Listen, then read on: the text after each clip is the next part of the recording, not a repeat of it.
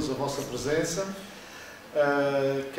Antes de iniciar, quero dizer que esta conferência tem lugar graças a uma parceria com a Escola Secundária Manuel da Arriaga, para a qual muito contribuiu a doutora Catarina Azevedo. Saúdo muito calorosamente o Dr. Costa Pereira, que tão gentilmente se disponibilizou para vir aqui proferir esta conferência e trazer-nos esta informação sobre a cidade da Horta de há 100 anos. Breves palavras para apresentar o Dr. Costa Pereira, que, em boa verdade, todos, ou quase todos conhecem, mas sempre há alguém que é a primeira vez que está. O Dr. Jorge Alberto da Costa Pereira é licenciado em História e Ciências Sociais pela Universidade dos Açores.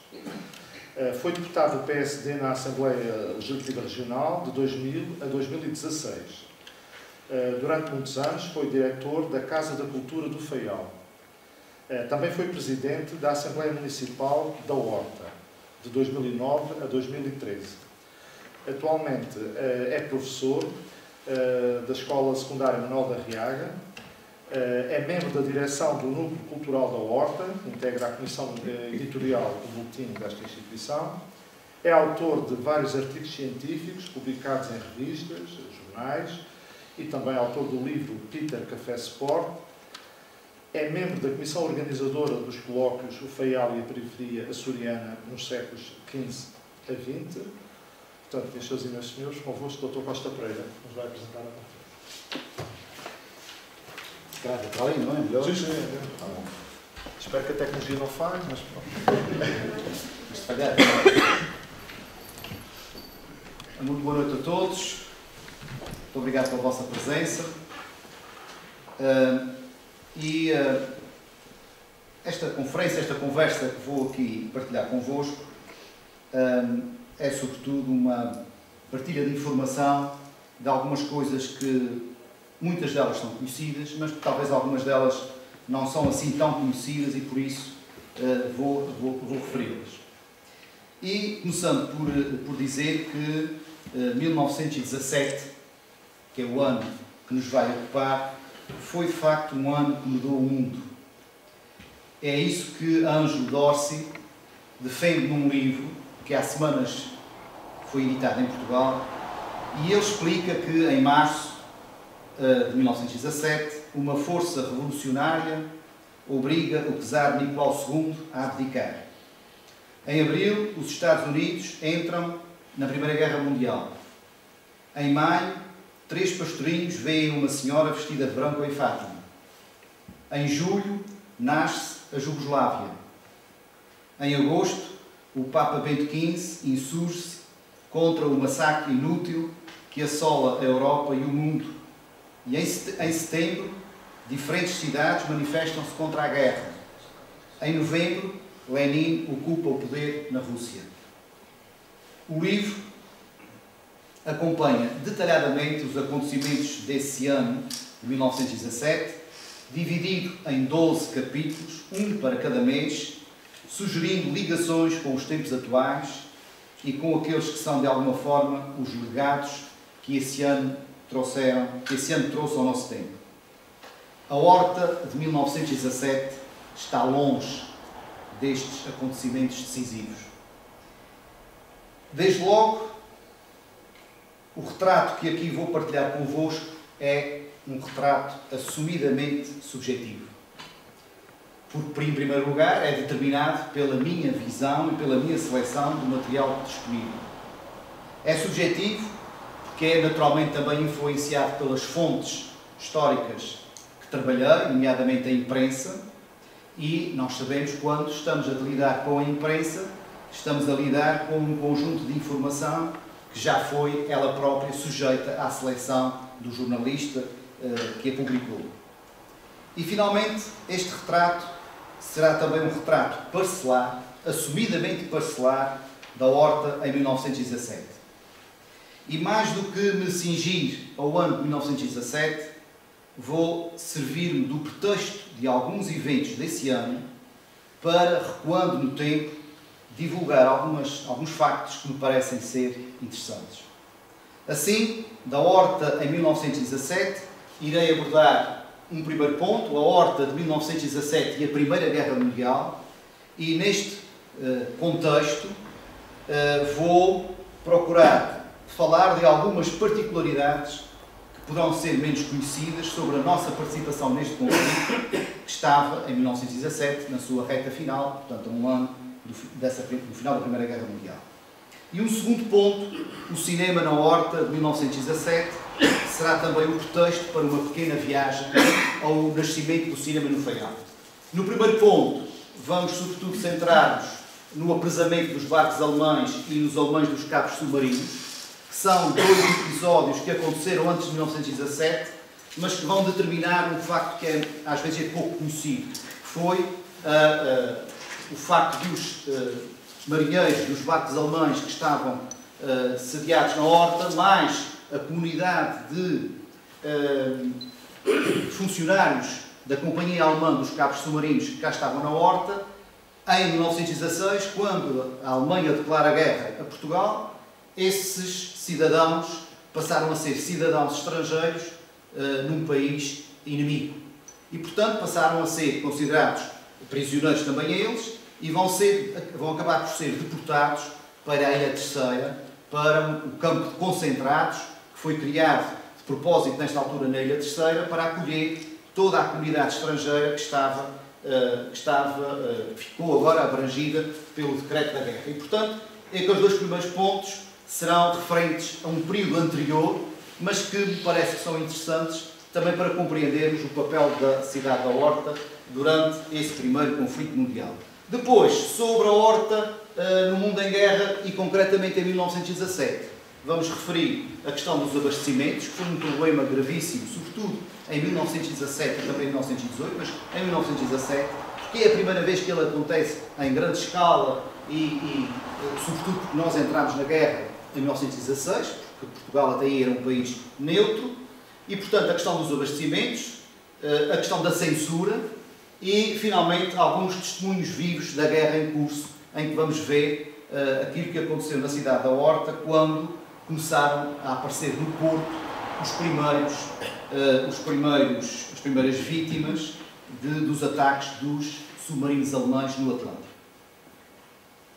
A Primeira Guerra Mundial começou, como se sabe, em 1914.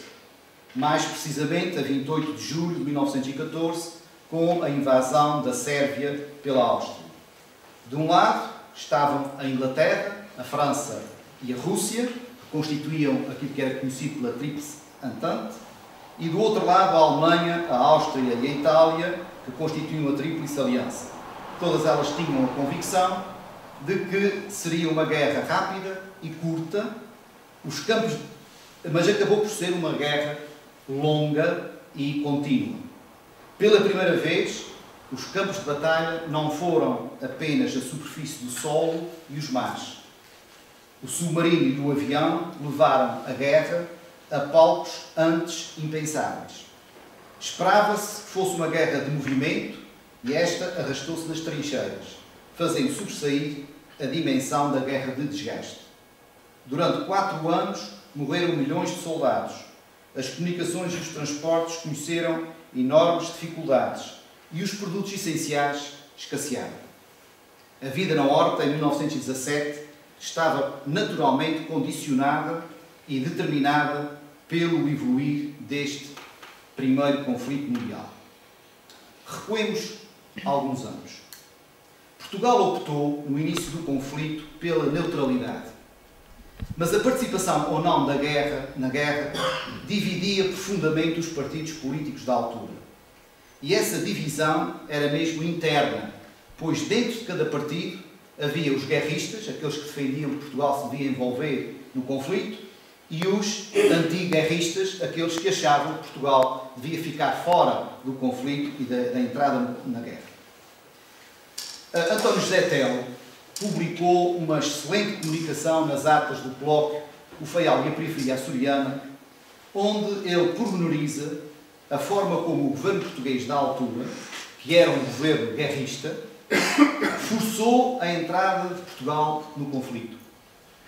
Sabendo que a maioria da população se opunha à guerra e sabendo mesmo que a maioria do exército também não era favorável, o governo jogou com a diplomacia francesa e inglesa pressionando para que fosse pedido a Portugal que entrasse no conflito.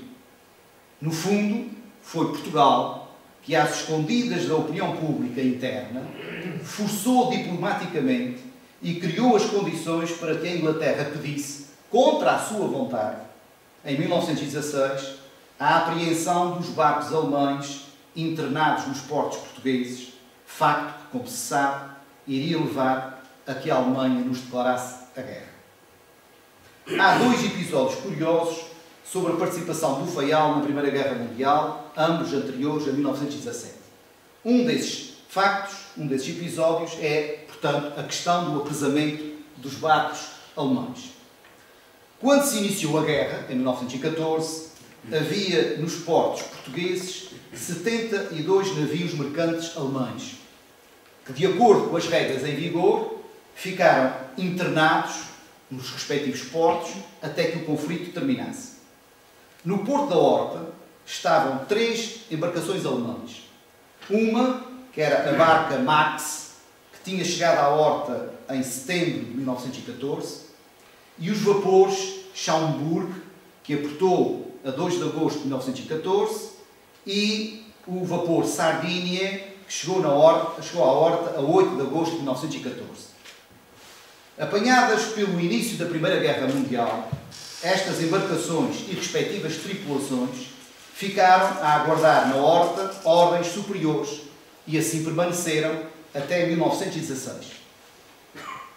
Nesse ano, a Inglaterra pediu a Portugal que fizesse a apreensão de todos os navios mercantes alemães fundeados nos portos portugueses.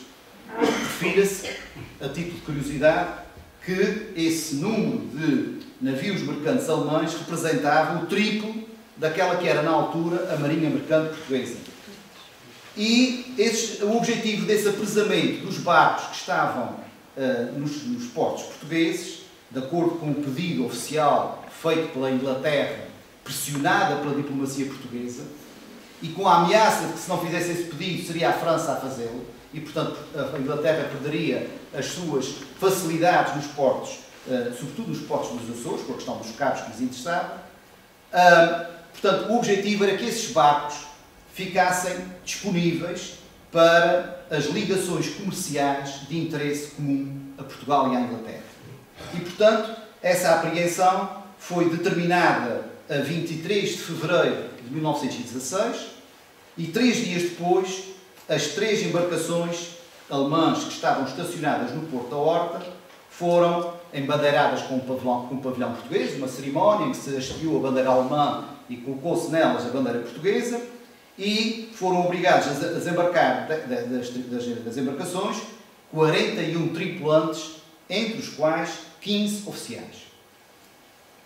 A 9 de março, depois da apropriação portuguesa dos barcos, a Alemanha declarou guerra a Portugal. E seguiu-se a publicação em diário do Governo dos novos nomes daquelas embarcações. O Sardinia passou a chamar-se Horta, o Schaumburg São Jorge e a barca Max foi rebatizada com o nome de Flores. Não se conseguem fotografias destas embarcações. O que é curioso é que, por exemplo, o Horta acabou por ser afundado por um submarino alemão, mas já longe, não estava aqui já, mais tarde. Entretanto, os ocupantes alemães destas embarcações tinham tido sortes e tiveram sortes diferentes.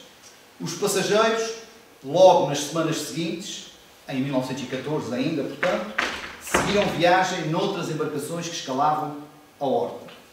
Quanto aos tripulantes, alguns tiveram autorização para sair do Faial, como foi, por exemplo, o caso do médico do vapor Sardinia, que seguiu para Lisboa, e do dinamarquês Peter Nicolai Jensen, que era o capitão da barca Max, e que, como não era alemão, e a pedido do Consulado da Dinamarca, foi considerado, em 1916, portanto, depois de ter estado aqui já há 2 anos, foi considerado cidadão livre e regressou ao seu país. Dos restantes tripulantes dos 3 barcos, o que sabemos é que, ao chegarem à Horta em 1914, ultrapassariam a centena, mas em 1916 o número dos que restavam era já só de 40 ou 41. As fontes já não são unânimes. Ora, foram esses cerca de 40 que, com o fim da neutralidade de Portugal, passaram, em 1916, a ser cidadãos estrangeiros de um país inimigo e, como tal, tornaram-se prisioneiros, deixando de ter direito ao sustento que, até aí, o Estado português lhes garantia. Para defender os interesses alemães no Faial, foi indicado Moisés Benarus, que era o vice-cônsul dos Estados Unidos da América na Horta. Em carta de 19 de abril de 1916, dirigida ao capitão do Porto da Horta, Moisés Benarus apelava àquele responsável para ponderar a gravidade da situação destes marinheiros, pois, refere ele, trata-se de nada menos do que da subsistência de 40 pessoas, que não têm recurso algum e que não podem sair pela circunstância do caso da guerra entre o Império Alemão e Portugal. E acrescentava Moisés Benarus: colocados como estão estes súbditos alemães nesta ilha, aonde vieram em procura de abrigo e proteção, sem poderem empregar-se em coisa alguma que lhes possa garantir a sua subsistência, e ainda sem poderem sair para fora da terra, isto pode dar maus resultados, pelos quais não poderei responder. Ao mesmo tempo, ele exigia, da parte das autoridades portuguesas, uma clarificação. Se são prisioneiros de guerra, deve o governo garantir a sua subsistência, não só pelo lado humanitário, como também à semelhança do que fazem todas as nações civilizadas, e como se está procedendo em Inglaterra, França e Rússia e outros países beligerantes. E concluía Moisés Benarus: lembro que seria de toda a equidade e de veras próprio de uma nação antiga e briosa como Portugal continuar o pagamento de, até aqui, destes inculpáveis dos acontecimentos, ou conceder-lhes a sua saída livre para fora do país, dando-se-lhes os respectivos passaportes de salvo-conduto até à fronteira, pois que, confiados como estão à nossa guarda, não posso nem devo concordar com a resolução de serem abandonados miseravelmente, à míngua, sem abrigo nem sustento, porque nisso só vejo um futuro de graves e funestas consequências que bem pode dar lugar a alguma represália. Curiosamente, esta forte posição do defensor dos interesses alemães e que era simultaneamente o vice-cônsul dos Estados Unidos no Faial e que foi nessa qualidade que foi pedida a colaboração dele, porque nos Estados Unidos nesta altura ainda são também países neutrais, era também um país neutral.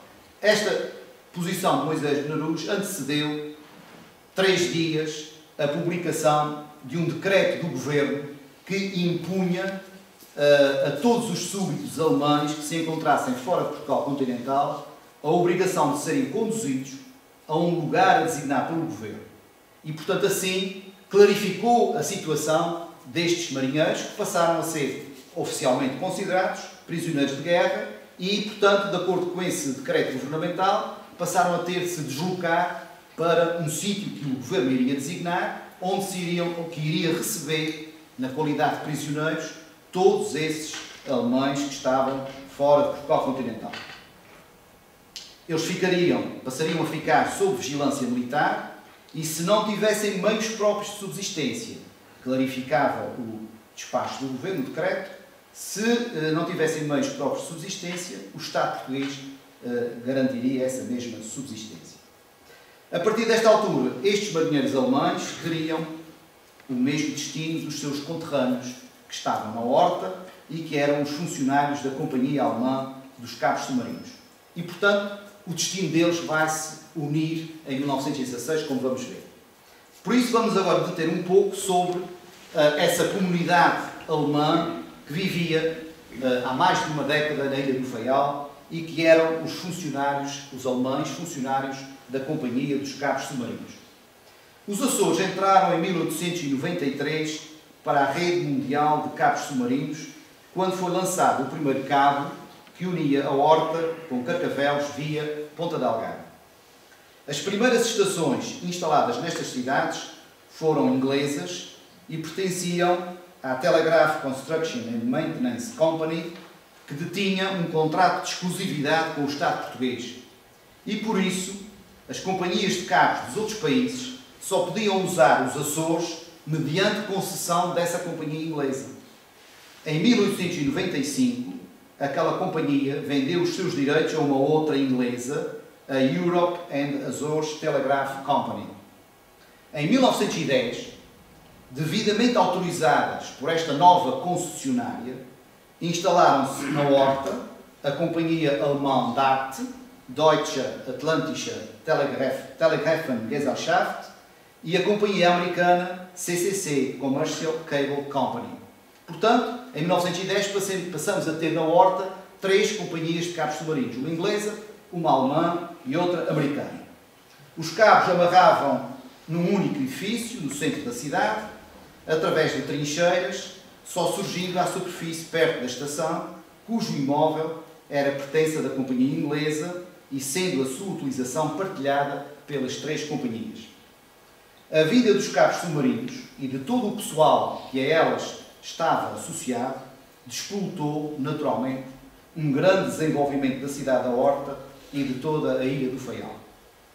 Como o cabo alemão e o americano eram uma concessão inglesa, 3 minutos depois da declaração de guerra, em 1914, a Alemanha ficou sem comunicações com as suas colónias e núcleos de imigração.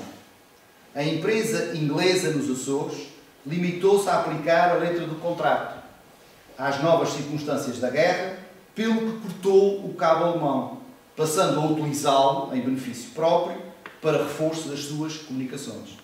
Até ao fim da guerra, a Alemanha não conseguiu enviar um único telegrama para as suas colónias. Após o início do conflito, os funcionários da companhia alemã, na Horta, ficaram a aguardar que o mesmo se solucionasse em breve, como todos os países esperavam.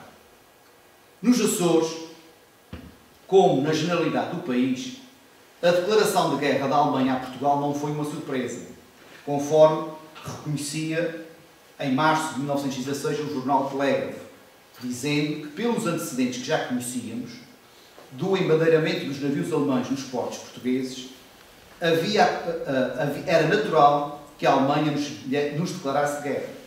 Mas, apesar dos Açores estarem longe do teatro da guerra, havia a consciência de que não seria possível evitar muitas das consequências de tão monstruosa conflagração, dizia o jornal. Nomeadamente, dizia o jornal, na carestia dos géneros necessários à vida, ou mesmo, frisava o jornal, na falta absoluta de alguns deles, na dificuldade das comunicações com a metrópole e na insegurança resultante do facto de não haver suficientes meios de defesa. A previsão do jornal revelar-se-ia errada numa das suas premissas, que era a de que, apesar de longe do teatro da guerra convencional, ela não chegaria aos Açores. A verdade é que a guerra submarina colocou diretamente os Açores no conflito. Foi nestas águas que ocorreu um dos mais trágicos confrontos entre portugueses e alemães, o afundamento do caça-minas português Augusto Castilho pelo submarino alemão U-139, em outubro de 1918, e em julho de 1917, a cidade de Ponta Delgada foi bombardeada também pelo submarino alemão, o U-155 Deutschland, que provocou uma morte civil. Ora, como já vimos, a entrada de Portugal na Grande Guerra alterou o estatuto dos alemães que se encontravam no país e, naturalmente, no Faial, que passaram à condição de cidadãos de um país inimigo. E assim, os funcionários alemães dos cabos submarinos e os marinheiros alemães passaram a ficar, como já referi, sob vigilância militar e dispuseram, de acordo com o despacho do governo, de 24 horas para se apresentarem na autoridade militar mais próxima.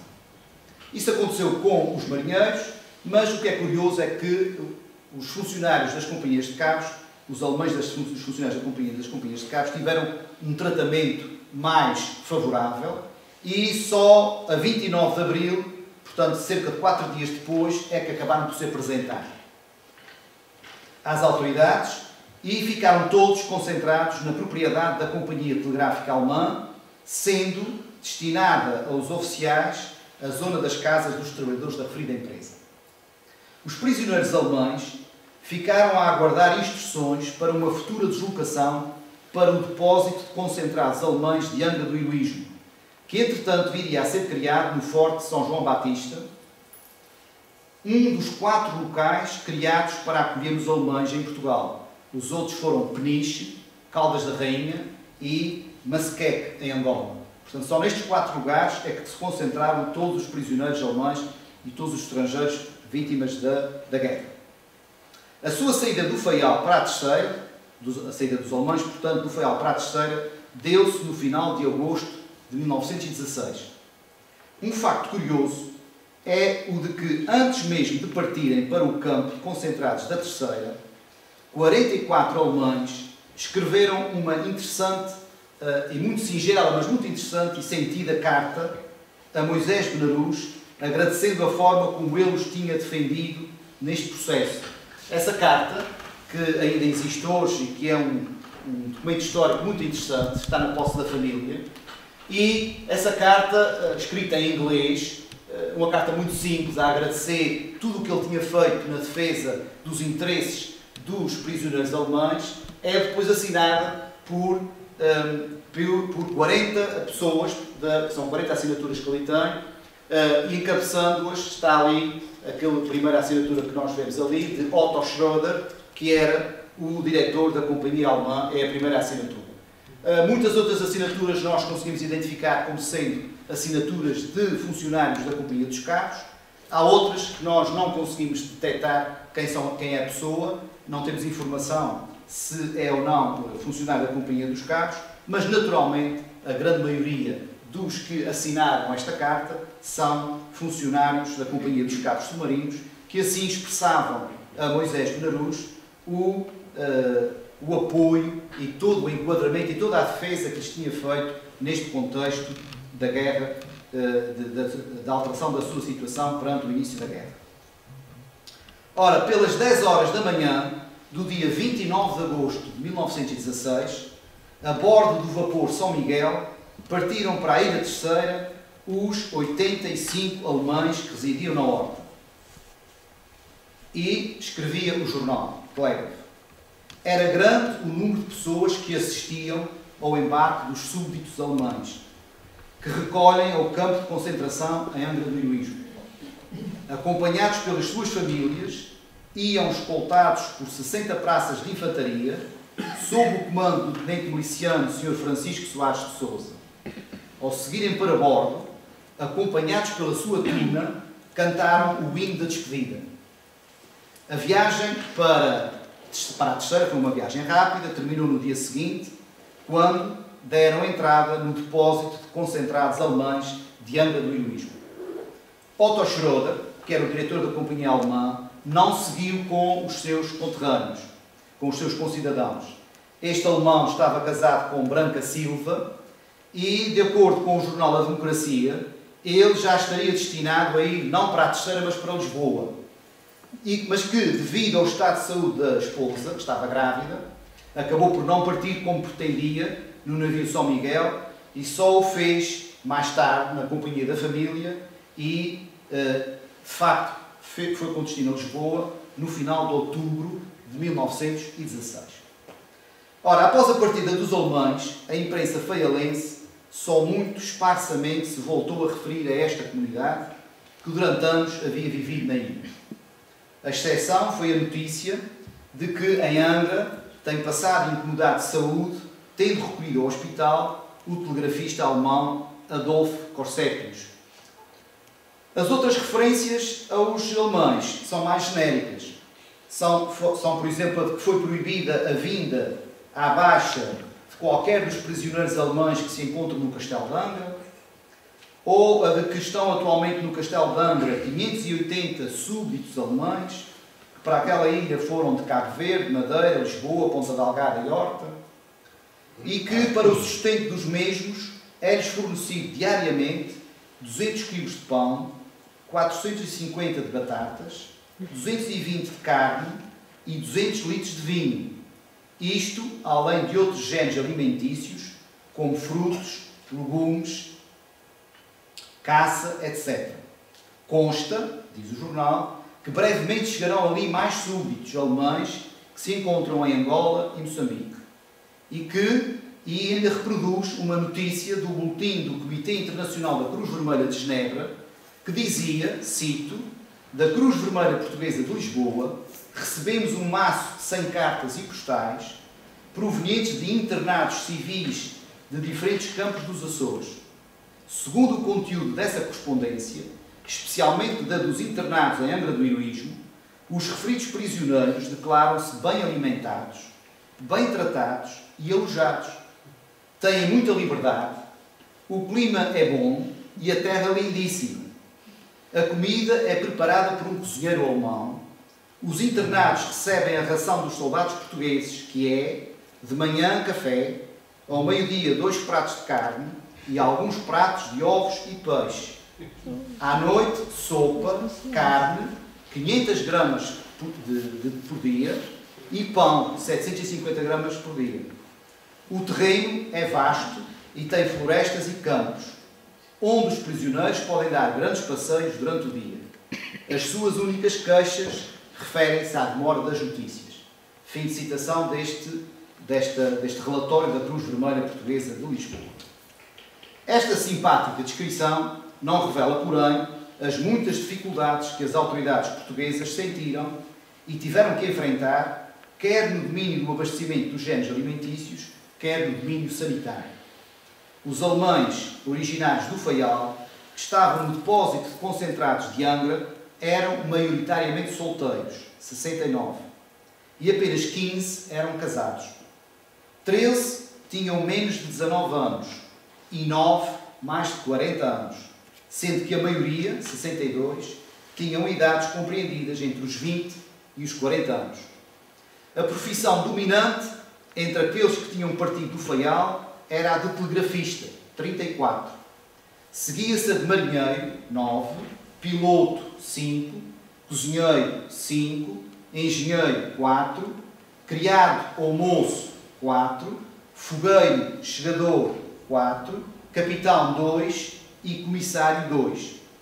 Como elemento, havia ainda as seguintes profissões: chefe de criados, governante e carpinteiro. Portanto, como vemos aqui, o conjunto das profissões mostra claramente que havia aqui na comunidade presente, a comunidade alemã presente na terceira, que era oriunda do Faial, uma mistura das duas comunidades que aqui existiam, a dos cabos submarinos e a dos marinheiros que foram, dos barcos alemães que foram atrasados. Tem aqui algumas imagens que parecem interessantes. Estas imagens, esta refere-se à chegada dos alemães ao Forte São João Batista, portanto eles vêm aqui a chegar, uma fotografia tirada do Forte São João Batista e eles a chegar para o Forte, quando acabaram por viver durante alguns anos aprisionados. Aqui vemos uma fotografia tirada já dentro do Forte, em que eles estão todos ali pousando para a fotografia quase como uma parada, em que eles eram obrigados a fazer diariamente, de acordo com os regulamentos, a chamada. Aqui vemos uma peça de teatro que estava a ser representada pelos alemães. Isto é uma cena dessa peça de teatro, uma fotografia que existe dessa representação, portanto, que mostra que eles tinham uma vida bastante diversificada dentro da fortaleza. Aqui é uma fotografia da comunidade alemã que estava a tomar banho na Baía do Fanal, portanto em Angra, com os fatos de banho típicos. Aqui nós vemos fotografias de uma das partes importantes do funcionamento do campo de concentrados, que tinha a ver com a questão dos abastecimentos. E, portanto, vemos aqui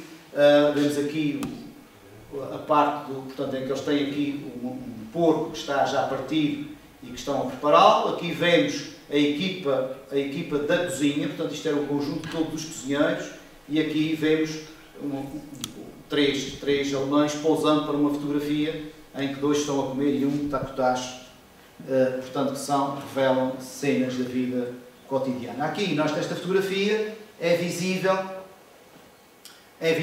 uma das partes mais pobres, onde viviam naturalmente todos aqueles que tinham posições subalternas no conjunto dos prisioneiros alemães, em que eles viviam aqui nestas casas, portanto, que se vê claramente de muito menor qualidade e, portanto, viviam em condições de alguma dificuldade e com problemas graves, que depois os relatórios que existem demonstram isso, problemas graves, quer a nível da dificuldade do abastecimento que houve, mas sobretudo a nível de higiene. Aqui vemos dois alemães passando roupa a ferro, portanto, dois alemães subalternos que estariam ajudando as atividades domésticas. Ora, as vicissitudes dos alemães no campo de concentrados da Terceira foram as inevitáveis, a quem, para além de ter sido privado dos seus bens, se via forçado a residir numa fortaleza militar, naturalmente misturadas com a angústia sobre aquilo que seria a sua vida uma vez terminado o conflito. Qualquer que tenha sido a experiência dos funcionários alemães da DAT do Faial no campo de concentrados de Angra, alguns deles dirigiram durante o seu período de reclusão pedidos de transferência para o Faial, invocando alguns deles até relações familiares, que não foram deferidos, nenhum deles foi deferido. E sabemos que, terminado o conflito, alguns deles regressaram ao Faial, nomeadamente, por exemplo, Corsépios, que depois acabou por casar cá. Ora, passamos então agora a um outro ponto, que é agora, acabando com esta parte em que tivemos a fazer um levantamento e um historial de algumas coisas curiosas e menos conhecidas sobre a participação do Faial na Primeira Guerra Mundial e que tem a ver com um período anterior a 1917, agora voltemos a 1917 e centremos na questão dos abastecimentos, que foi uma questão central neste ano que estamos a ver. Portanto, voltemos a 1917, recordando que desde o ano anterior, Portugal havia deixado de ser um país neutro e passou à condição de país beligerante. Também por isso, a situação dos abastecimentos agravou-se. A situação do abastecimento da Ilha do Faial, em termos cerealíferos, é bem sintetizada numa informação do Governador Civil, que está na comunicação social dessa altura, em que este afirma que mesmo em anos de maior produção, a colheita de trigo na ilha só garante o abastecimento durante os primeiros meses do ano. Esse déficit cerealífero era atenuado com farinhas e trigo que vinham de fora, nomeadamente de Lisboa. Mas, refere o Governador, com a crise alimentícia que também se verifica em todo o país e que levou à proibição da saída de farinha de Lisboa, a nossa situação agravou-se, reconhece o Governador, substituto António Simas Machado e Mel. O problema começa a ser levantado nos jornais a partir de março de 1917 e vai-se manter como um tema tratado nos jornais até praticamente ao final do ano, com algumas interrupções, sobretudo na altura das colheitas e da abundância muito relativa que houve durante o verão. Nessa data, portanto, em março de 1917, a direção da Cooperativa Previdência Operária expôs à Câmara Municipal da Horta as suas preocupações, salientando que o trigo que existe só dá até meados de maio. No entanto, se misturar com farinha do continente, ficará mais caro, mas dará até o final do ano cerealífero, diziam os membros da direção da Caixa da Cooperativa Previdência Operária. A preocupante situação conduziu à realização de uma reunião no Governo Civil com os representantes do setor, chegando-se à conclusão que existiriam no Faial cerca de 600 sacos, 400 nas padarias e 200 por fora, como diz o jornal, e que isso significava que só havia farinha para um mês. Por isso, foi resolvido limitar o fabrico do pão com farinha de trigo a 1/3 e o seu fornecimento passou a ser exclusivo para o hospital e para as pessoas doentes. Ao mesmo tempo, nessa reunião do Governo Civil com os representantes do setor, nessa mesma reunião, ficou deliberado que se fabricasse livremente o pão de milho para satisfazer a necessidade pública, apesar da imprensa referir que esse pão, cito, não saía bem devido à falta de hábito. Em abril, o jornal O Telégrafo fazia assim as contas. Haverá 100 moios de milho no campo, mais 50 na cidade, mais 30 em excesso na posse dos lavradores que o poderão vender. Portanto, haverá no Faial cerca de 180 moios de milho. Ora, considerando que os 6.000 habitantes da horta consomem uma quarta de milho por semana, serão precisos 100 moios por mês. Logo, conclui o jornal, teremos garantido o sustento até meados de junho, pelo que evite-se o emprego de farinha em artigos dispensáveis. Simultaneamente, as autoridades locais determinaram a proibição da saída de farinha do Faial para o Pico, o que levou a Comissão Administrativa da Madalena a deslocar-se à horta para conhecer o estado da crise cerealífera e os efeitos daquela proibição, sendo certo que a imprensa faialense dava eco de que os habitantes da fronteira do Pico, cito, caso seja mantida a proibição da ida de algum milho para o seu sustento, deixarão de fornecer para o Faial os artigos que diariamente dali mandam.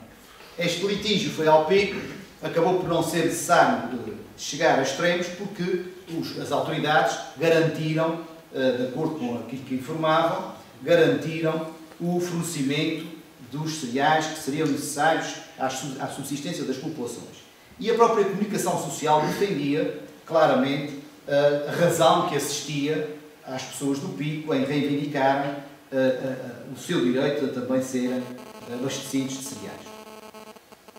A escala na horta de um barco com trigo fez levantar um pôr de exigências para que parte do cereal ficasse na ilha para assegurar o abastecimento local. Envolveram-se as autoridades, contactou-se com os ministros, desenvolveu-se até o cônsul de França no Faial, o Sr. Eduardo Lamer Bulcão, desenvolveu esforços junto às autoridades francesas, dizia ele, mas nada se conseguiu.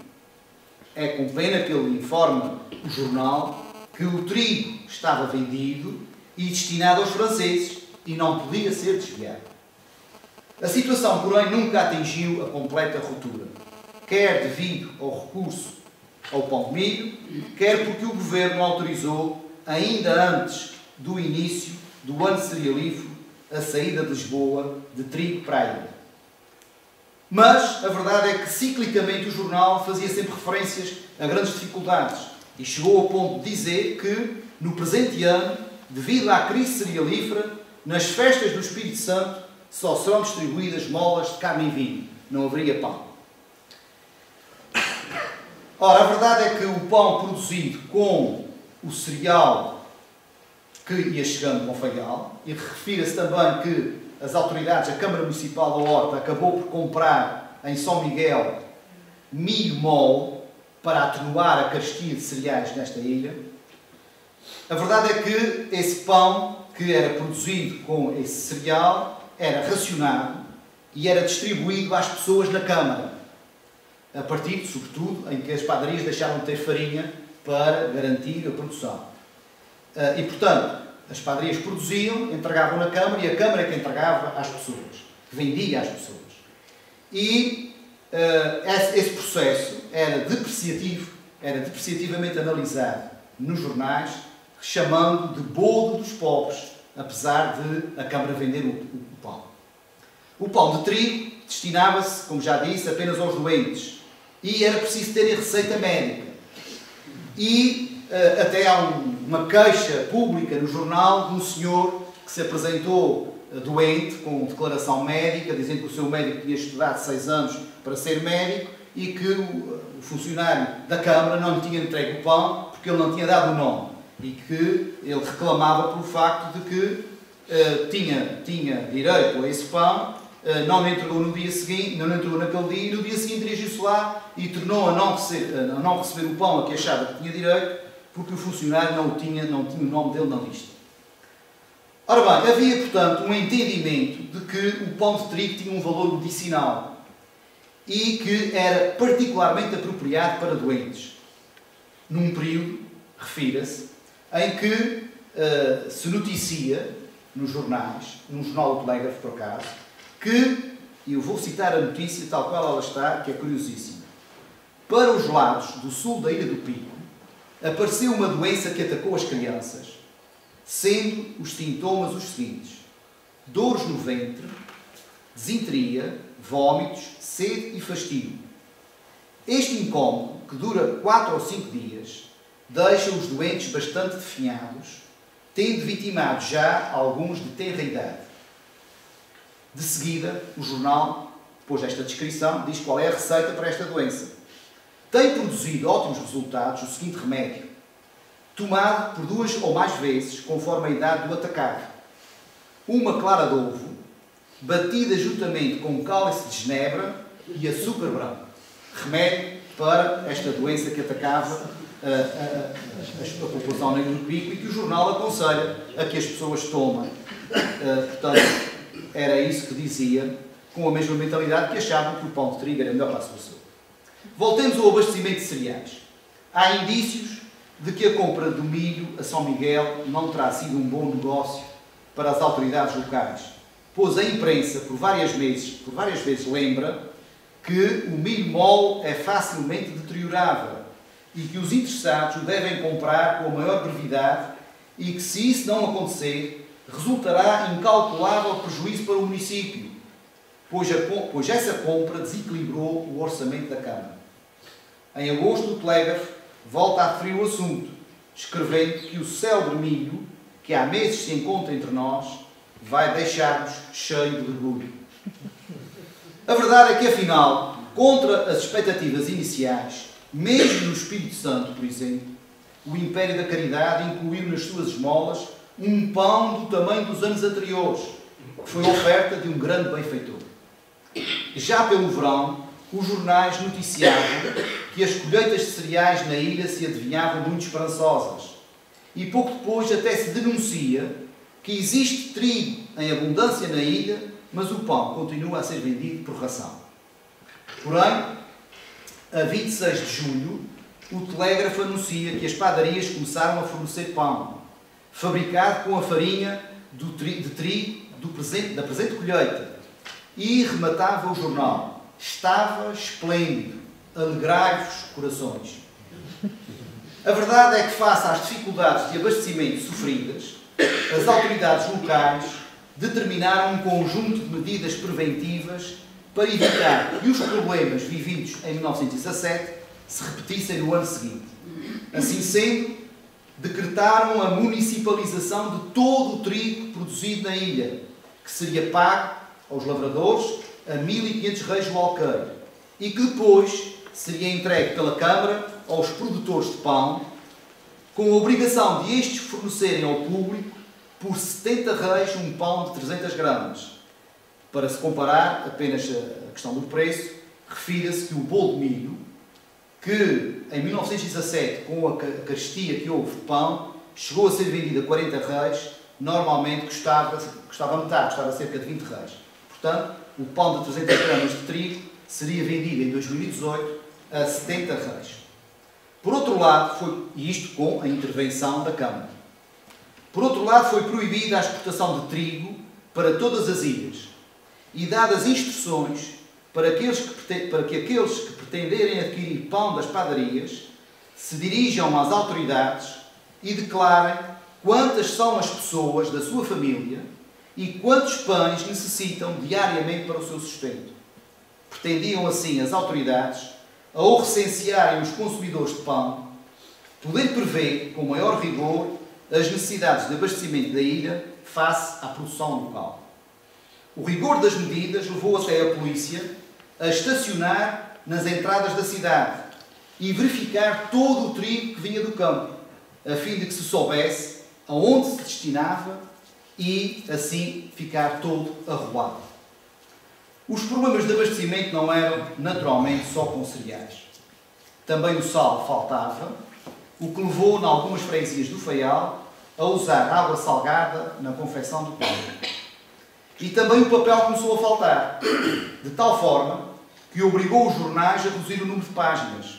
Primeiro para uma folha de 2 em 2 dias e depois para uma folha em todas as edições.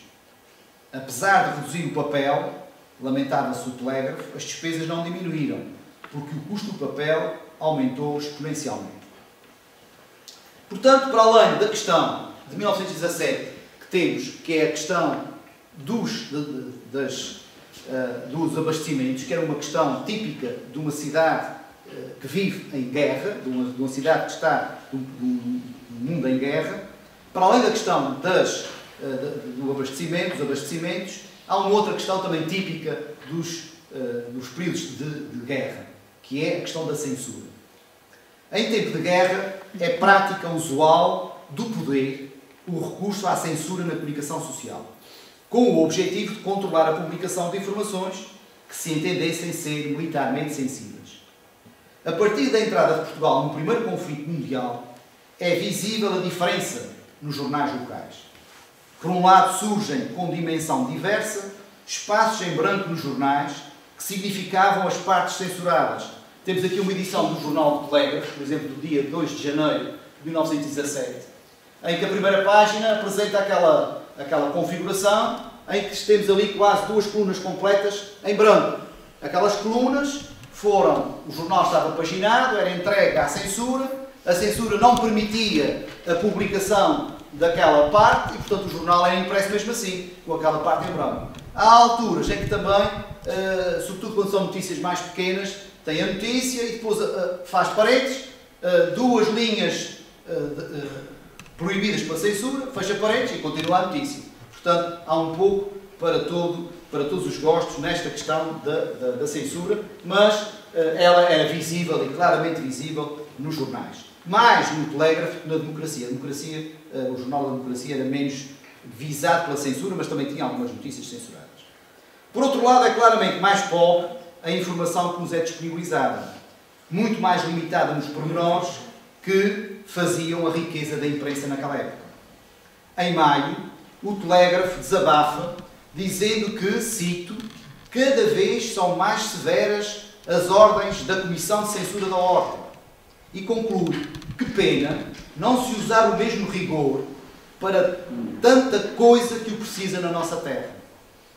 A verdade é que as regras para a censura em Portugal extravasavam em muito as questões militares, pois, entre uma lista de notícias a proibir pelos censores, que foi objeto de uma circular aos governadores civis enviada pelo Ministério do Interior, estava artigos, portanto, entre esse material a proibir, estavam artigos em linguagem despejada e provocadora contra a segurança do Estado, da ordem e da tranquilidade pública. Estou citando.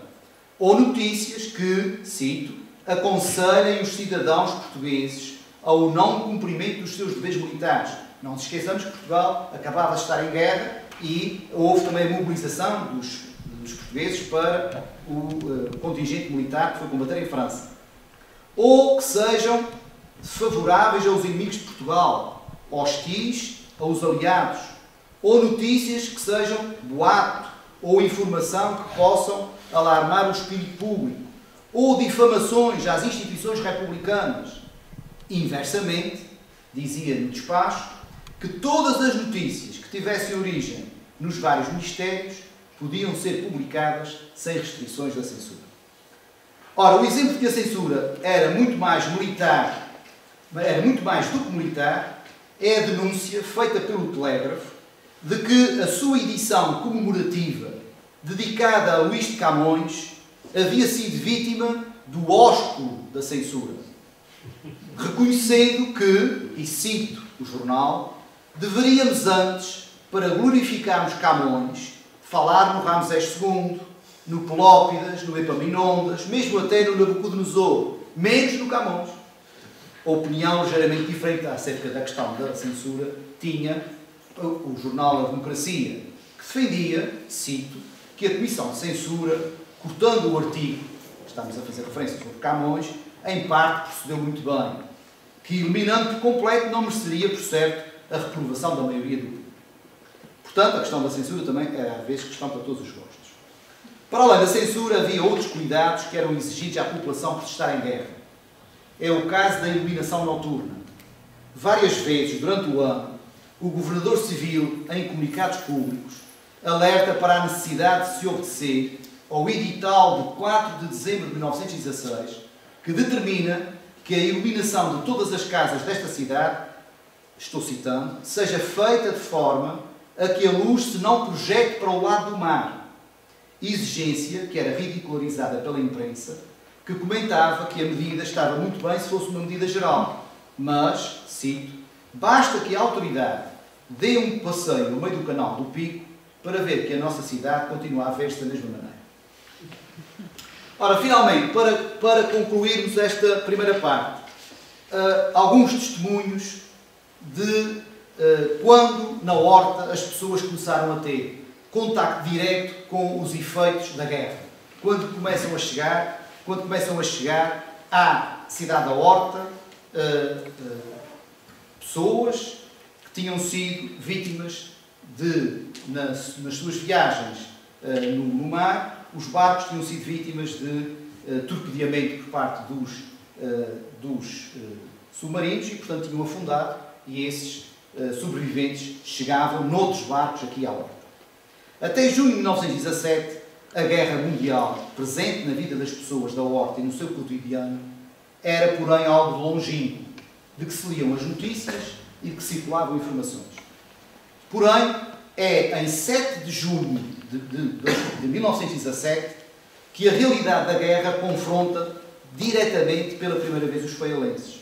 Quando aportam a esta ilha os tripulantes do vapor francês Mississippi, de 8.000 toneladas, que havia sido torpedeado quando seguia para a América do Norte. Da tripulação apenas morreu um fogueiro, tendo os restantes conseguido salvar-se nos seus botes. A imprensa adianta que alguns traziam coletes de salvação e pequenos volumes com roupa, e que lhes foram prestados todos os socorros, encontrando-se hospedados no Hotel Faial e no Albergue. No Faial Hotel, a notícia perfeita é essa, o Faial Hotel é aquele edifício que fica ali, que está ali, aparece com a designação, Faial Hotel, que é aqui, isto atualmente aqui é o Largo Infante, isto aqui é aquele edifício onde tem o Café Internacional, e portanto isto aqui é o Faial Hotel. Portanto, era aí que estavam albergados, às expensas do cônsul francês, essas vítimas, digamos assim, do naufrágio. Nova confrontação direta com a realidade da guerra dá-se em agosto, com a chegada à Horta da tripulação da barca francesa Marthe, que havia sido torpedeada a 2 de agosto por um submarino alemão. O vapor aliado trouxe até ao nosso porto a tripulação, onde se contava um jovem ferido, com 17 anos, que após vários tratamentos acabou por sucumbir com tétano. O jornal Telégrafo, sob o título Uma vítima da guerra sepultada no nosso cemitério, descreve o funeral solene, onde participaram, para além dos restantes tripulantes, muitas autoridades locais, as crianças do asilo da infância, que rodeavam o féretro com ramos de flores, cidadãos e a Filarmónica Artista Faialense, que acompanhou o cortejo tocando uma marcha fúnebre. Discursaram o comandante da barca francesa e o vice-cônsul de França, que, refere o jornal, em francês eloquente, fizeram sentidos discursos, lamentando a triste sorte do pobre rapaz, que veio morrer no maior sofrimento, longe da família, sem ter na hora da agonia extrema um olhar e um beijo da sua mãe, que lhe suavizasse aquele transe doloroso. Também tiveram palavras de justa censura para o procedimento brutal usado na guerra pela Alemanha. Portanto, uma crítica direta à guerra submarina, que era muito criticada. A última referência à presença direta de envolvidos na guerra no Faial, em 1917, é mais lacónica. Em 22 de setembro, desembarcaram 19 tripulantes que constituíam a campanha do valor inglês Arabis, torpedeado nestes mares. Era esta apenas a notícia. E, portanto, esta é a Horta que estava no meio do Atlântico, no meio de uma guerra mundial. Em contraponto com estes exemplos e com estas com estes factos que têm a ver com essa participação da Horta na Primeira Guerra Mundial, vamos agora ver uma outra horta, a horta dos espetáculos, nomeadamente do cinema. Podíamos falar das récitas, dos espetáculos de teatro, que haviam em abundância, mas vamos centrar sobretudo no cinema por uma questão de economia também de tempo. Ora, na Horta, em 1917, nós tínhamos duas casas de espetáculos. As duas apresentando sessões de cinema, mas também récitas teatrais, revistas e espetáculos de ilusionismo. Essas duas casas de espetáculos eram o Teatro Feialense, que se vê aqui numa fotografia de 1915, em que está ali o Teatro Feialense, já com a configuração atual, e o Salão Eden, que se situava naquela que é hoje esta casa, que fica ali, pertence ao José Henrique Azevedo, ao Peter, e portanto fica ali em frente à Tabacaria da Sorte. Este aqui era o Salão Eden. Ora, centremos, portanto, no cinema, deixemos as outras questões relacionadas com a questão das récitas, das revistas, dos espetáculos de ilusionismo que também houve durante este ano, e centremos no cinema e vamos recuar 2 décadas para vermos como o cinema, que havia nascido em Paris a 28 de dezembro de 1895, pela mão dos irmãos Lumière, acabou por chegar, pouco tempo depois, à Horta. Um ano depois, portanto em 1896, o cinema chegou a Lisboa. E no ano seguinte, em 1897, a grande novidade, que era a fotografia animada, através do cinematógrafo ou do animatógrafo, que era o aparelho que era designado com estes 2 nomes, a grande novidade chegava também aos Açores e ao Faial. Foi, portanto, no verão de 1897 que um empresário da Madeira, que se chamava João Anacleto Rodrigues, temos aqui o aspecto do senhor, João Anacleto Rodrigues, que chegou aos Açores trazendo consigo um cinematógrafo modelo Joly Normandie, que era um modelo cujo esquema está aqui e, portanto, que, digamos assim, já tem ali tudo o que é hoje uma máquina de projeção de cinema. Ora bem, e portanto era fotografia parada, só que com o arrasto que ele conseguia fazer através daquele aparelho, a fotografia dava a ideia de movimento. E portanto, essa máquina desembarcou no Faial na tarde de 12 de setembro de 1897, no vapor Vega. Como acertadamente escrevia a imprensa do Faial naquela altura, era, cito, um engenhoso aparelho que reproduz em tamanho natural todas as cenas da vida real, tiradas por meio de fotografia instantânea e apresentando todos os movimentos naturais, que era isso a grande novidade. A estreia do cinematógrafo no Faial e, por conseguinte, a primeira sessão da história do cinema na Ilha do Faial ocorreu no dia 16 de setembro de 1897, no teatro que na altura se chamava União Faialense. Portanto, recuamos, estamos em 1897.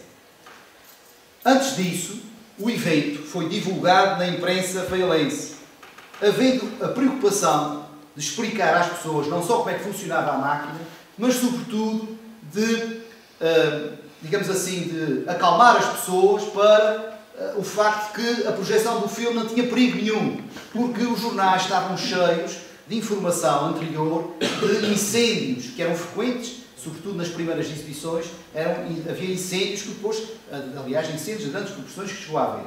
E, portanto, eles diziam agora não, que esta máquina é muito boa, porque é uma máquina de projeção elétrica e, portanto, não tem esse perigo dos incêndios e, portanto, naturalmente por influência do João Anacleto Rodrigues, o jornal ia dando essa informação para preparar as pessoas, quer para a novidade, quer sobretudo para o facto de que essa novidade não trazia perigo para os espectadores. As entradas para as primeiras sessões foram pagas a uma pequena fortuna, 500 reis. Era um valor muito significativo. Por exemplo, uma viagem de ida e volta ao Pico custava, na altura, 375 reis. E portanto, 2 décadas depois, em 1917, os preços estão a metade deste valor inicial. A verdade é que, devido à pouca adesão do público, o espetáculo previsto para o dia 19 foi cancelado, por falta absoluta de gente. Também por isso, a partir do dia 21 de setembro, portanto já se tinham realizado algumas sessões, mas havia menos gente, já uma tinha sido cancelada, e portanto a partir do dia 21 o preço dos bilhetes acabou por descer para metade, 250 reais. A acreditar na imprensa local, não foi muito expressiva a adesão dos feialenses a esta novidade. Mas a própria imprensa, penso que com alguma dose de realismo, explicava quais eram as razões de tão pouca afluência do público nesta inauguração do cinema no Faial. E essa ausência de público, de acordo com o jornal, devia-se a 3 ordens de razões. Estamos em setembro, isto é, à altura do ano em que grande número de famílias da Horta estava fora das suas casas, a banhos, no campo ou no pico. E, portanto, grande parte dos potenciais clientes, que eram as pessoas mais abastadas, não estariam na cidade. Depois, em segundo lugar, deveu-se naturalmente ao preço alto dos bilhetes. E, finalmente, também deverá ter tido algum papel, diz o jornal, o receio inicial do público, temeroso da possibilidade da ocorrência de algum incêndio. Ora, o espetáculo de cinema que João Anacleto Rodrigues trouxe até nós durava aproximadamente 1 hora e apresentava uma média de 12 pequenos filmes, que variavam de dia para dia. Aliás, ele comprou esses filmes com uma máquina em Paris. E esses filmes, como se sabe, eram mudos, pelo que se faziam acompanhar por música que era tocada ao vivo durante a sua projeção ou nos intervalos. No Faial, coube à Filarmónica União Musical, que havia sido criada no ano anterior, em 1896, o papel histórico de ter sido ela a tocar nas sessões inaugurais do cinema no Faial, em 1897. Em simultâneo com estes factos históricos, aconteceu, numa das últimas sessões, aquela que é apenas um episódio pitoresco, mas que fica registado, que foi a primeira avaria que houve durante a projeção de um filme na história do cinema no Faial. Foi a 26 de setembro e a imprensa narra com pormenor como é que a máquina se desarranjou, é o termo que eles usavam, e que teve de ser interrompida a sessão para que se arranjasse a máquina e que ela foi repetida no dia seguinte. A 30 desse mês, no Paquete Funchal, João Anacleto Rodrigues partiu com o seu animatógrafo para a ilha de São Miguel e depois seguiria para a Madeira, onde ele também já tinha sido o introdutor do cinema, e para Lisboa. Terminava assim a primeira etapa daquela que é a grande aventura da exibição do cinema no Faial. Outras se seguiram na história do cinema nesta ilha. A partir de 1908, portanto há um interregno entre 1897 e 1908, e a partir de 1908 o cinema volta à ilha do Faial, agora pelas mãos de uma sociedade constituída por João Garcia Júnior, João Romano de Freitas e João Ávila da Silva. E depois, através de uma outra sociedade, composta por Jacinto Nunes e Manuel Caetano de Sousa Júnior, que fizeram voltar ao Faial as exibições cinematográficas, que também se estenderam a algumas freguesias em alguns anos. Nesta altura, já não eram as filarmónicas a atuar nas sessões de cinema, mas sim agrupamentos musicais mais reduzidos, que iam desde os tercetos aos sextetos.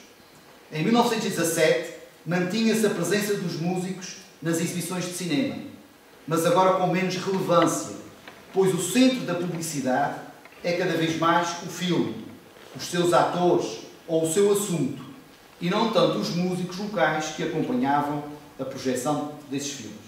No entanto, a ausência dos músicos motivava o cancelamento de sessões, como foi o caso ocorrido em janeiro de 1917, em que a sessão que estava programada para o Salão Éden não se realizou, cito, porque se dissolveu o sexteto, do qual fazia parte o maestro Simaria. Os filmes vinham de Lisboa em sistema de aluguer. Vinham num dos barcos das ligações com a capital e regressavam no seguinte, por norma quinzenalmente. Às vezes, devido ao sucesso de alguns filmes, era solicitado que por cá permanecessem mais tempo. As sessões eram habitualmente a meio da semana, terça ou quarta-feira, e às sextas, sábados e domingos. mas os dias variavam muito e até mudavam quando coincidiam com outros eventos, como é o caso da sessão, que foi adiada devido aos arraiais do Espírito Santo, e até às vezes o mau tempo e a chuva copiosa levava ao adiamento de sessões já agendadas, ficando naturalmente os que tinham adquirido os bilhetes sempre com direito a usar esses bilhetes ou a serem ressarcidos do dinheiro já gasto. A hora dos espetáculos era habitualmente às 7h30, 19h30. Mas aqui também se verificavam alterações, sendo a hora antecipada para as 7 horas, em virtude de haver música no largo, garantindo-se que o cinema termina à hora em que começa a música. Garantia-se assim um problema que ainda hoje se verifica no Faial, que é às vezes quando há eventos, são todos de uma vez, e todos à mesma hora, e as pessoas, que já somos poucos, não nos conseguimos dividir. Ora, a época cinematográfica começava por alturas do outono e terminava no mês de junho, embora neste ano, 1917, as sessões só tenham recomeçado no mês de dezembro. Os preços dos bilhetes variavam entre as duas casas de espetáculos. O Salão Éden, o custo das entradas era de 25 reis, enquanto no Teatro Feilense variavam entre a galeria, que custava 75 reis, e as cadeiras a 250 reis, e os camarotes, que iam entre 500 e 1500 reis. Tudo indica que as duas casas eram exploradas pela mesma empresa de cinematógrafo da Horta, pois uma parte dos filmes eram exibidos nas duas. Não conseguimos foi ainda desvendar quem eram os seus proprietários neste ano, mas um dos nomes que esteve ligado anteriormente como empresário à exibição do cinema no Faial, João Garcia Júnior, mantém ligações à atividade, pois em 1917 ele é referido como tendo deixado e depois retomado as funções de operador cinematográfico no Salão Éden. O negócio do cinema em 1917 não devia correr de feição. Em comunicado de 11 de janeiro de 1917, a empresa comunica, informa, que está lutando com várias dificuldades insuperáveis devido às excessivas despesas que se agravam dia a dia nos aluguéis de filmes, fretes, seguros de guerra, etc. E por isso, cito, resolveu reduzir o número de sessões e funcionar só nos dias que lhe convier e fazer um pequeno aumento só nos lugares da plateia. Nada, aliás, diferente do que se verificava em outros setores da vida feialense, afetados pela guerra, pela carência de produtos e pela consequente carestia de vida. Apesar disso, e apesar de ser evidente que a Horta de 1917 não tem o mesmo dinamismo nem o mesmo cosmopolitismo da Horta anterior à guerra, a verdade é que ela mantém viva a sua atividade cultural, a sua atividade desportiva e, como não podia deixar de ser, o funcionamento das suas instituições e a sua vida cotidiana. A Horta de 1917 encerra também, como qualquer cidade, uma profunda diferenciação social entre uma elite que consome a cultura, o cinema, que lê os jornais e cuja vida cosmopolita, embora condicionada pela guerra, é indiscutível, e os que, vivendo na maior pobreza, ou têm de se abrigar na furna do Monte Queimado, como os jornais denunciam, ou são vítimas, como a filha de um agricultor do Pilar, que, com apenas alguns meses de existência, quando estava a dormir no berço, cito, foi assaltada pelos ratos, os quais a morderam bastante numa mão. A Horta, que em 1917, em plena Guerra Mundial, chorou a morte de grandes nomes da sua história, como o conselheiro António Emílio Severino de Avelar, ou Manuel da Riaga, ou o Marquês de Ávila e Bolama, é uma horta cuja vida cotidiana flui com a normalidade possível num mundo em guerra e que permite ao jornalista do Telégrafo, referindo-se aos distúrbios frequentes, escrever com humor que, cito, enquanto em terra os desafios de futebol, isto dava para outra conferência, de falarmos dos desafios de futebol nesta altura, que enquanto em terra os desafios de futebol se sucedem uns aos outros, na Bahia e subúrbios, sem desafio de qualidade alguma e muito de surpresa, vai havendo o seu suquinho internacional, numa jocosa referência às cenas habituais e abundantes de pancadaria entre os naturais e os estrangeiros dos barcos que estavam em passagem pela Horta. Desculpem a demora, mas esta é um pouco a Horta de 1917. Muito obrigado.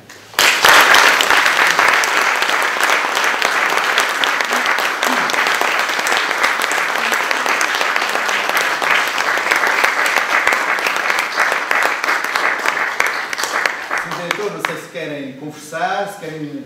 Bom, o público dirá. Se houver questões, é a altura. Se resistiram ao sono galopante que nos atinge a partir de uma certa idade nestas horas. Se o Carlos Ramos azular. Ou sabia bom. Com certeza. É só isto. Talvez seja interessante saber se aparece ali o jornal O Telégrafo, o seu livro. O que é que se chamava Telégrafo? O Telégrafo. Por que seria? Provavelmente muitas pessoas não sabem.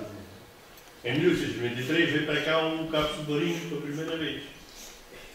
E o Telégrafo fundou-se um ano ou dois depois, salvo erro. De maneira que a razão do nome do Telégrafo é exatamente por causa da vinda do cabo submarino a funcionar aqui. Tinha sido uma coisa que se esperava há muito tempo que viesse para cá.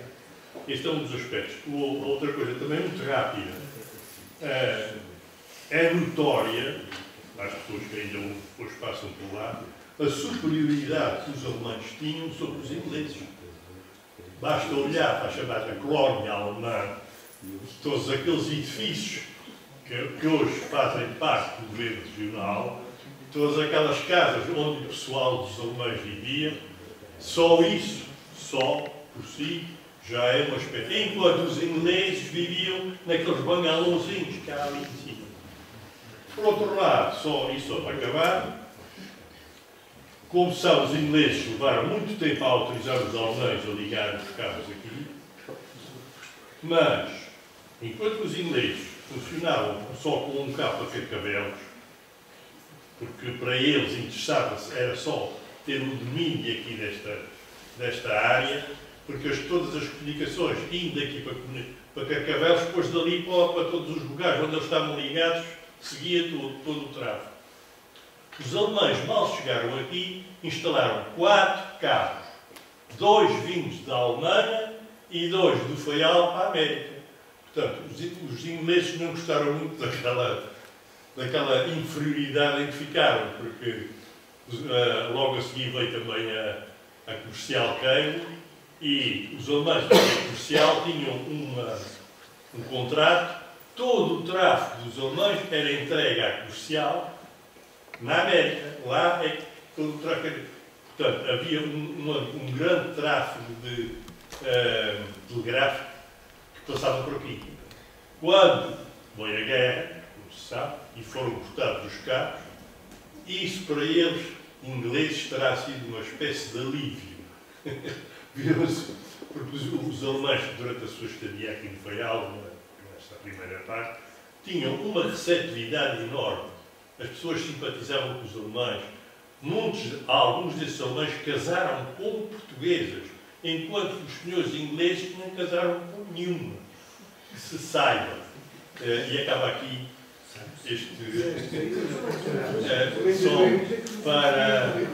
só um acrescentamento àquilo que já fiz. Obrigado. Muito obrigado.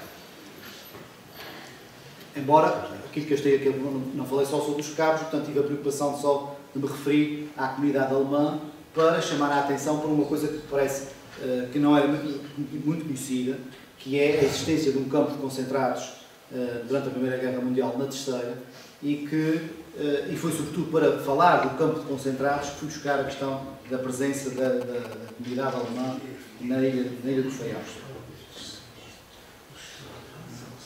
O doutor mostrou ali duas fotografias, uma do São Almeida, que é a atual casa do Peter, e a outra do Teatro Biofelense, não é? Teatro Feilense, na altura o Teatro Feilense. Mostra a casa do lugar local e aqui à direita uma casa, uma imóvel cheia de varandas. Esta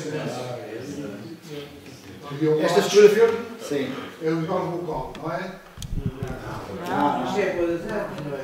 Esta fotografia é tirada da página, da zona da página.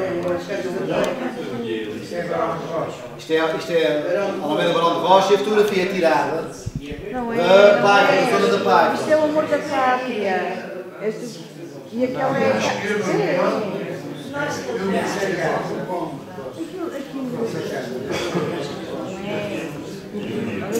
E está o Teatro Feilense. E isto eram as tropas que estavam aqui isto eram as tropas que estavam aqui a marchar em 1915. Tu faria que era...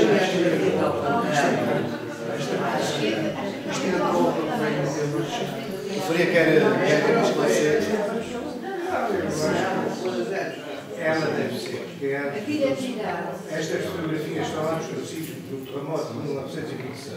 A horta que a gente conhece hoje não era esta horta. Poderá ser a casa que hoje, a casa do Barão de Rocha, na altura, que hoje voltou, penso que já é outra vez o Barão de Rocha. Sim. Aquela casa que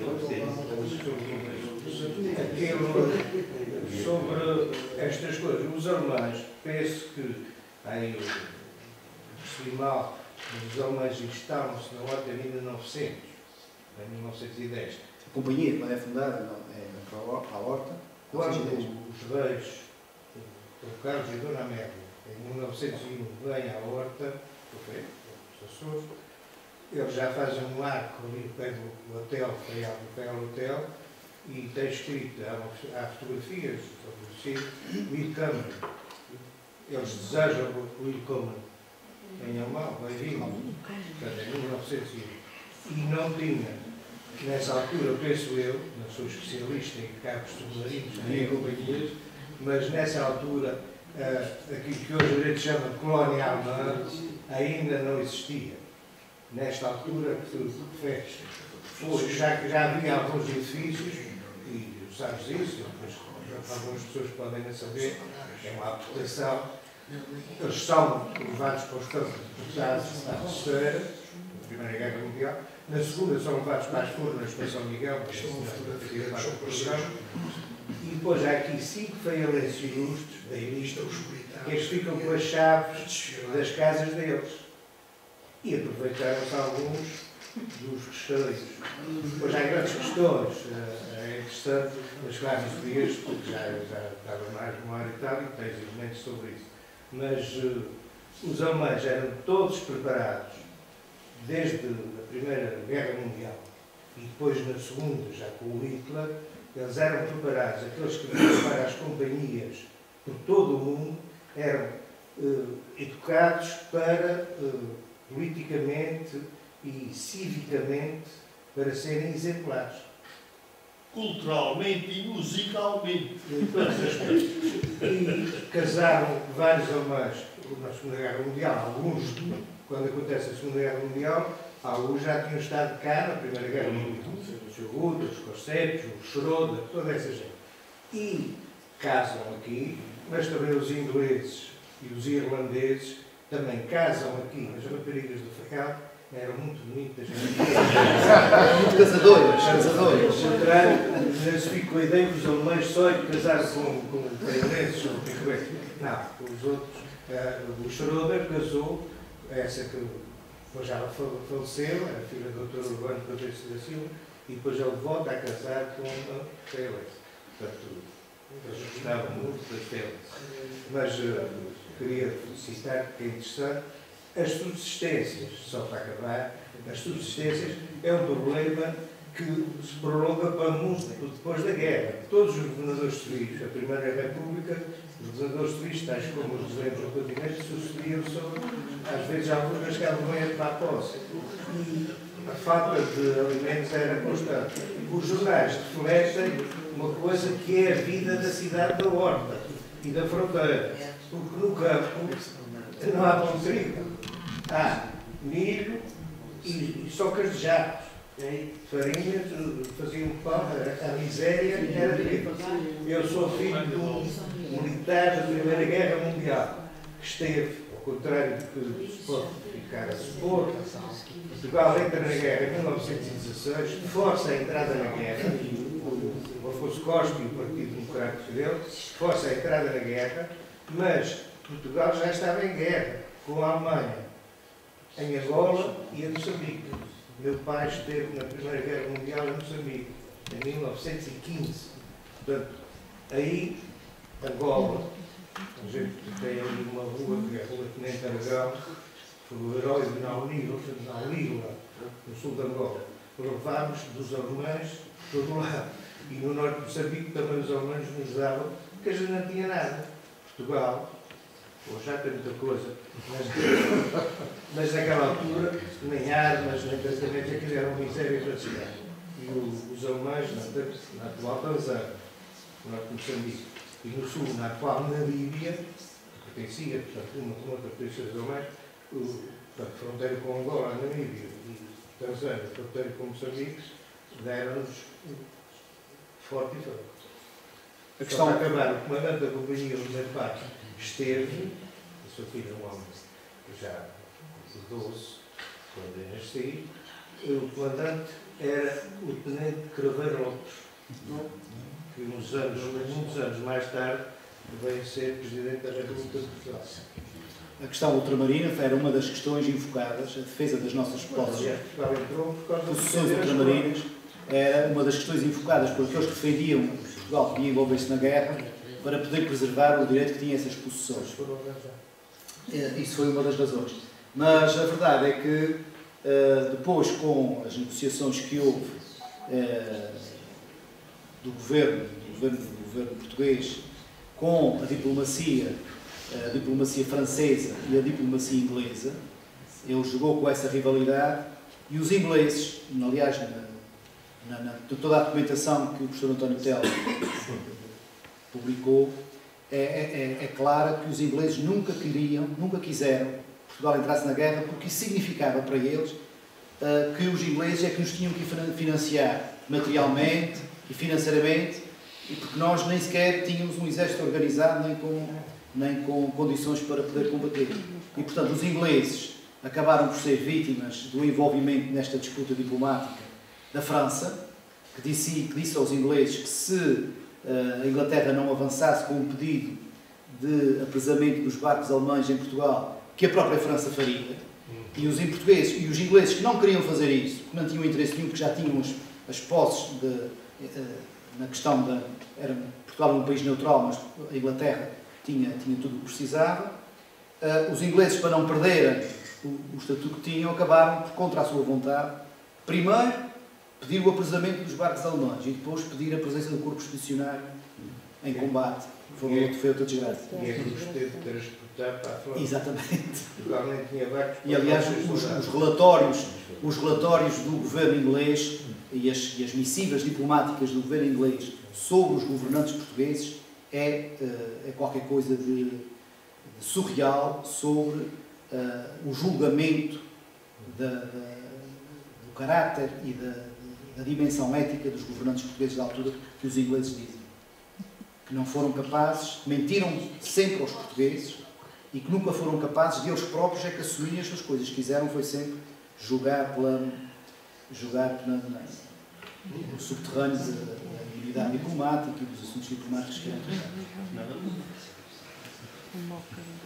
Mas esse trabalho do professor António Telo é, por acaso, muito interessante, está publicado nas atas do colóquio, no último colóquio, se não me engano, e traz documentação inovadora.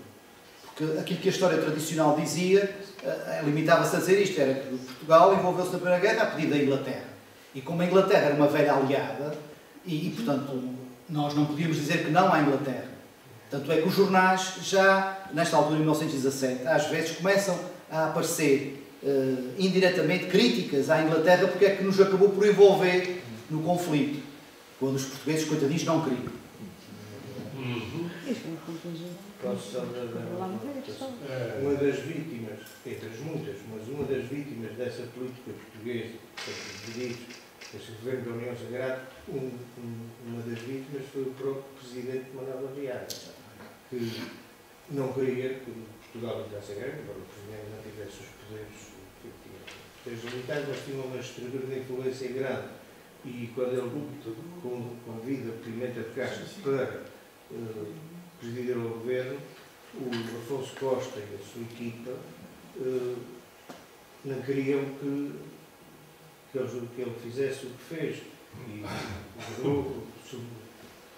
deixou de haver reuniões da Câmara dos Deputados, do Congresso, e o que é que acontece? Fazem a revolta, Pimenta de Castro é demitido, há um feialense que fazia parte desse governo, que já agora também não pode falar dos nossos, que é o Ministro da Educação, da Instrução, o Manuel Goulart Medeiros, e do Dr. Campos, toda a gente conheceu o Dr. Campos. E essa gente é deputada para os Açores, e Manuel Viega é obrigada a designar. E depois eles, o Afonso Costa consegue então fazer o governo da União Sagrada e forçar os ingleses, pedir quase os ingleses para que nos permitam entrar na guerra. Eu acho muita piada porque quando estive em Mafra, havia lá, quem conhece o convento de Mafra, que é um quartel que levava centenas de milhares de soldados, que é o convento de Mafra. E havia um corredor, que era uma rua, entravam para mais caminhões, chamava-se a Rua do Lali, 9 de Abril. E ainda hoje se fala muito na Batalha do Lali. Parece que os portugueses descobriram de glória. Morreram lá que nem touro, nas trincheiras. E ainda hoje, 9 de Abril, Lali, para muita gente, é uma coroa de glória para o exército português e para Portugal. Não, foi uma lástima. Morreram lá. Portanto, eles não tinham armamento, as trincheiras, a lama, era uma tragédia. As guerras são sempre uma tragédia. Mas Portugal procurou essas tragédias. E o azar todo foi que entrou por causa das colónias. E um século depois, quase um século depois, a gente viu que as colónias nos deram e ainda o que eles estão a sofrer. Como existe. Muito bem. Há uma coisa curiosa que eu não tenho provas para isto, mas quem lê a imprensa, quem vê a imprensa deste ano, 1917, e vê a forma como foram tratados, quer o falecimento do Manuel da Viaga, quer do Severino de Avelar, quer do Marquês de Ávila de Lama, a ideia que se dá, porque a importância de cada uma destas, a importância nacional de cada uma destas personalidades é completamente diferente. Manuel da Viaga, nesta altura, não teve, em termos da imprensa feialense, não teve o tratamento que eu julgava que teria a morte dele. E, portanto, até fico com a ideia, com a sensação, de que Manuel da Viaga, quando faleceu, já não era querido como tinha sido uns anos antes. Quando a gente quando a gente acompanha as notícias dele, com o Presidente da República, em 1912, quando ele esteve doente, portanto, a forma como foi acompanhada a doença dele, completamente diferente em 1917.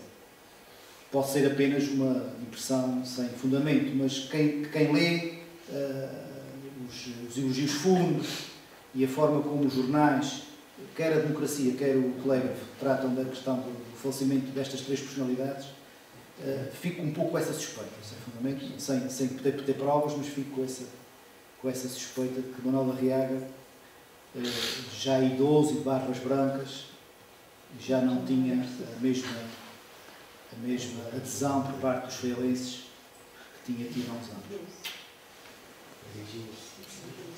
Muito bem, são horas de nós começarmos a comemorar o nosso fim de semana, que vai ser grande. Muito obrigado a todos pela vossa presença e até uma próxima, que será longínqua.